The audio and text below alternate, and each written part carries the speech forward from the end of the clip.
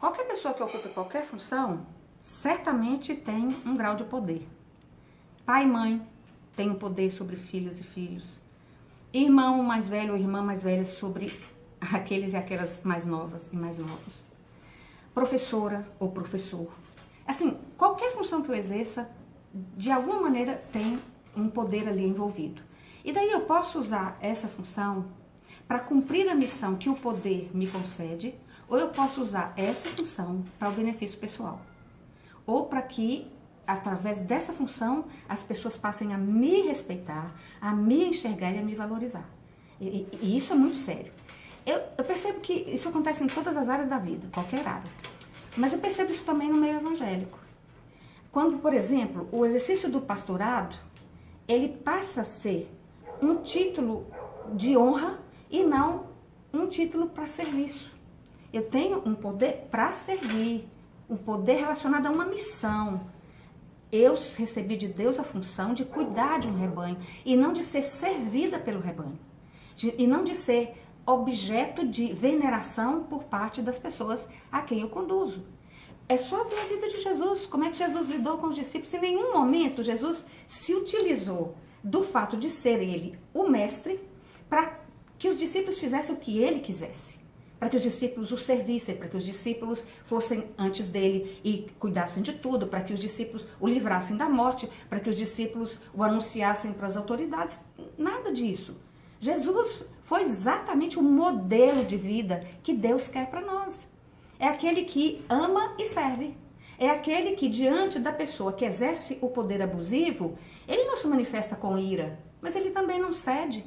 E ele também não faz o que aquela pessoa quer. Mas não precisa brigar, nem matar, nem destruir. Eu simplesmente sei o que eu quero e eu vou por este caminho. Foi assim que Jesus fez diante de Pilatos. Foi assim que Jesus fez com Nicodemos. Conversou com eles, respeitou. Mas foi muito claro no que ele pensava. Não retrocedeu. Então Jesus não via as pessoas diferentes como inimigas. E aí no mundo evangélico eu vejo também assim, a gente fala tanto e às vezes a prática nossa não condiz com aquilo que a gente está dizendo.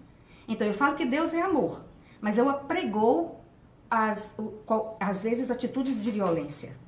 Eu, por exemplo, defendo, a pessoa às vezes prega o amor de Deus, que Jesus morreu na cruz por nós, pessoas pecadoras, miseráveis, e ao mesmo tempo defendem a pena de morte.